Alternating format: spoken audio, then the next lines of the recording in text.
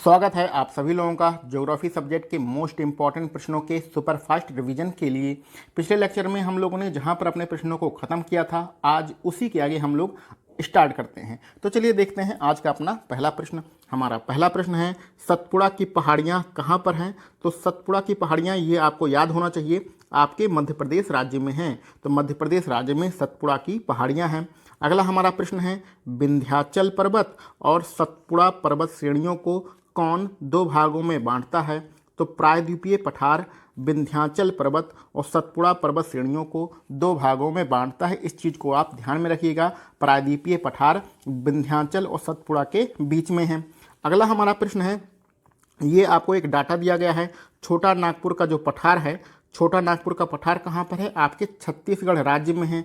इसे भारत का रूर कहा जाता है। तो छोटे नागपुर के पठार को क्या कहा जाता है? भारत का रूर कहा जाता है। ये एक इम्पॉर्टेंट फैक्ट है जिसे याद रखिएगा। छोटा नागपुर के पठार की सबसे ऊंची चोटी कौन सी है?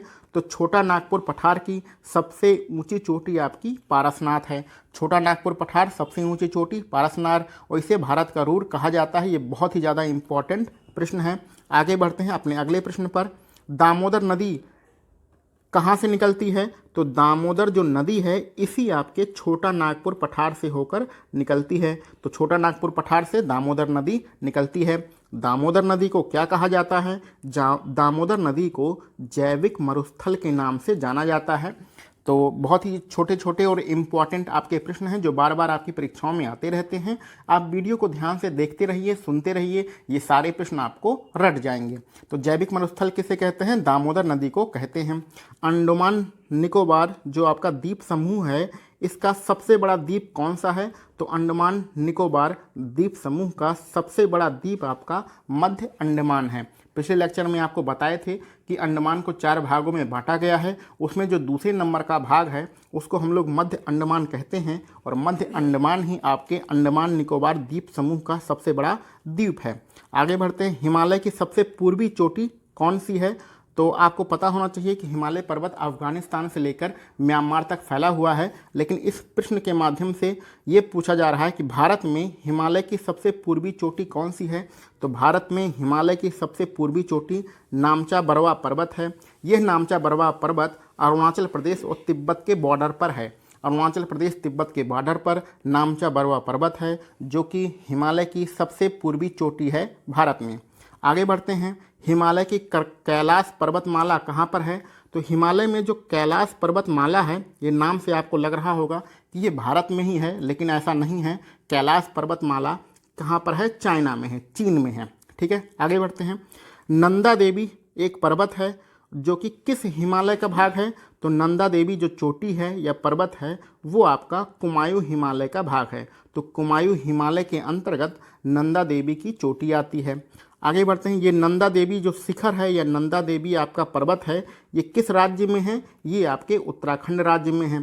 तो उत्तराखंड राज्य में कुमायूं पर्वत की एक चोटी है जिसको हम लोग नंदा देवी चोटी कहते हैं, यानी कि इसको नंदा देवी शिखर भी कहते हैं। आगे बढ़ते हैं, एक इम्पॉर्टेंट फैक्ट आपको दिया गया है कि मध्य प्रदेश में एक पर्यटक स्थल है जो कि सतपुड़ा की पहाड़ियों पर स्थित है। उसका क्या नाम है? तो मध्य प्रदेश में पंचमढ़ी पर्यटक स्थल है जो सतपुड़ा पहाड़ी पर स्थित है। तो इस प्रश्न को अगर सीधा पढ़ेंगे तो थोड़ा कन्फ्यूजन होगा। हम लोग इस प्रकार पढ़ सकते हैं कि मध्य प्रदेश में एक पर्यटक स्थल है जिसका नाम पंचमढ़ी है, और जो कहाँ पर है? जो आपके सतपुड़ा पहाड़ी पर स्थित है।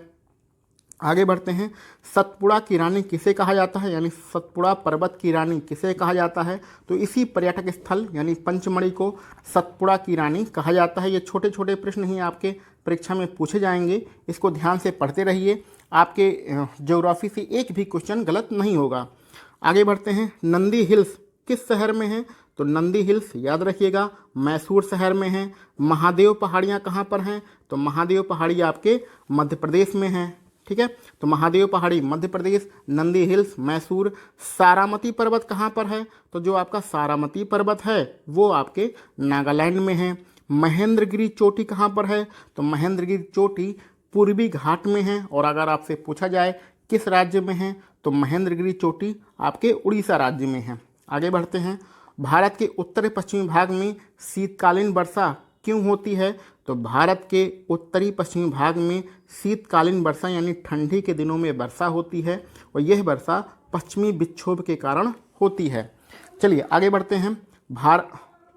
भारत में यारलुंग जंगबो नदी के नाम से कौन जाना जाता है? तो ध्यान दीजिएगा, यहाँ पर जो लिखा है यारलुंग जंगबो नदी, ये ब्रह्मपुत्र का ही नाम है।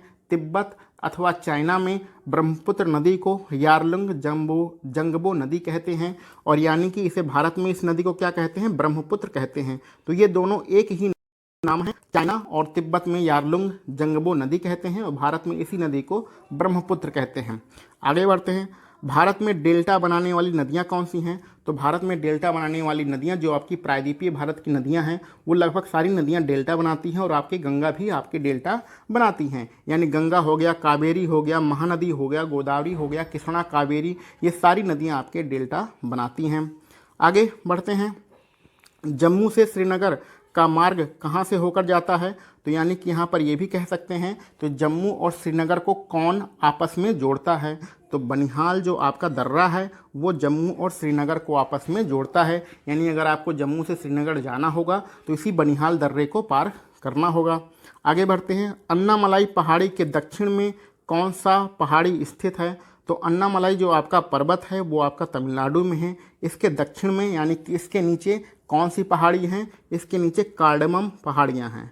और ये कार्डमम पहाड़ियाँ किस राज्य में हैं? ये कार्डमम पहाड़ियाँ आपके केरल राज्य में हैं। ठीक है, तो अन्नामलाई पर्वत जो अन्नामलाई पर्वत है या अन्नामलाई पहाड़ी है ये आपके तमिलनाडु में है। इसके दक्षिण यानी इसके नीचे कार्डमम पहाड़ियाँ हैं जो कि आपके केरल राज्य में हैं।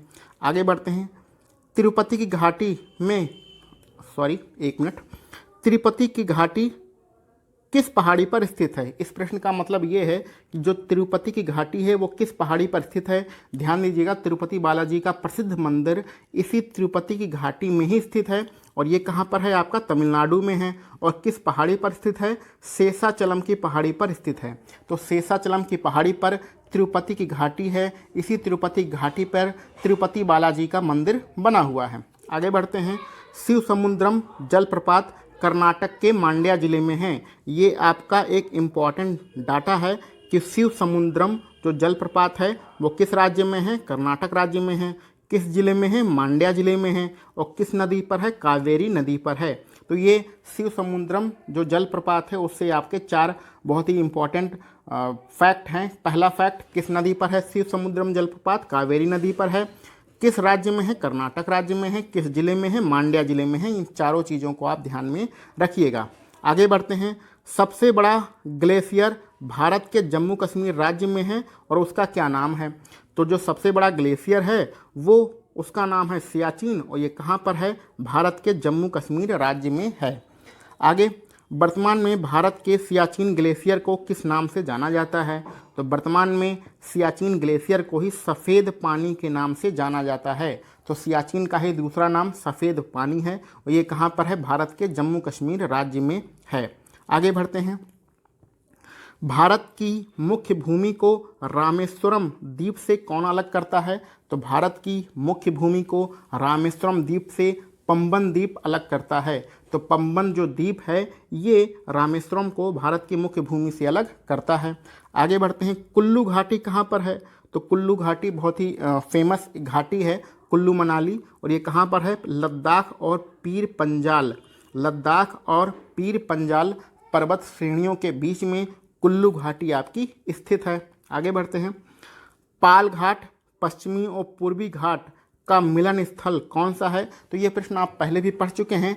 पश्चिमी और पूर्वी घाट का जो मिलन स्थल है वो नीलगिरी की पहाड़ियाँ हैं। ठीक है, और यहाँ पर पाल घाट को भी शामिल कर लिया गया है। यानी कि पाल घाट पश्चिमी और पूर्वी घाट का जो मिलन स्थल है वो आपका नीलगिरी की पहाड़ियाँ हैं। और नीलगिरी की पहाड़ियाँ किस राज्य में फैली हुई हैं? तो नीलगिरी की पहाड़ियाँ केरल से लेकर तमिलनाडु तक फैली हुई हैं।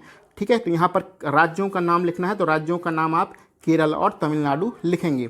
आगे बढ़ते हैं। यमुना नदी को क्या कहा जाता है?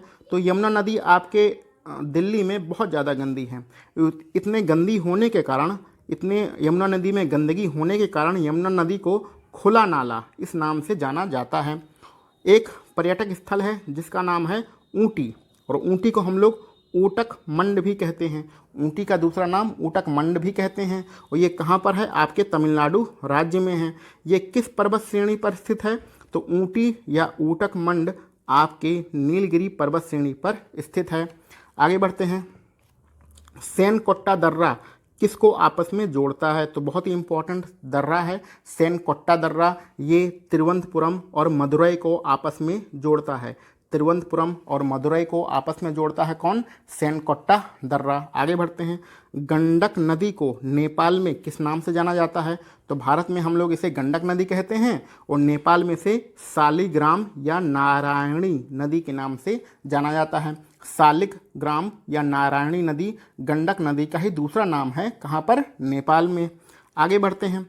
उत्तर भारत के मैदानी इलाकों में क्या पाई जाती हैं? तो उत्तर भारत के मैदानी इलाकों में गोखुर झीलें पाई जाती हैं। तो गोखुर झीलें याद रखिएगा, ये कहाँ पाई जाती हैं? उत्तर भारत के मैदानी इलाकों में। उड़ीसा का शोक किसे कहा जाते हैं? तो किस नदी को उड़ीसा का शोक कहा जाता है? तो उड़ीसा का जो शोक है वो ब्राह्मणी नदी है। इस क्वेश्चन को आप विशेष रूप से ध्यान रखिएगा। अगला प्रश्न है, महानदी अपना डेल्टा कहाँ बनाती है? यानी कि महानदी अपना जल समुद्र में कहाँ पर मिलाती है? तो ये उड़ीसा में मिलाती है। ठीक है, तो महानदी अपना डेल्टा कहाँ बनाती है? उड़ीसा में बनाती है। और आपसे पूछा जाए कि समुद्र में बनाती है, तो ये बंगाल की खाड़ी में बनाती है। तो आज के लिए हम लोग बस इतने ही प्रश्न रखते हैं। इसके आगे के प्रश्न हम लोग अपने अगले लेक्चर में सॉल्व करेंगे। आप सभी लोगों को वीडियो देखने के लिए बहुत बहुत धन्यवाद।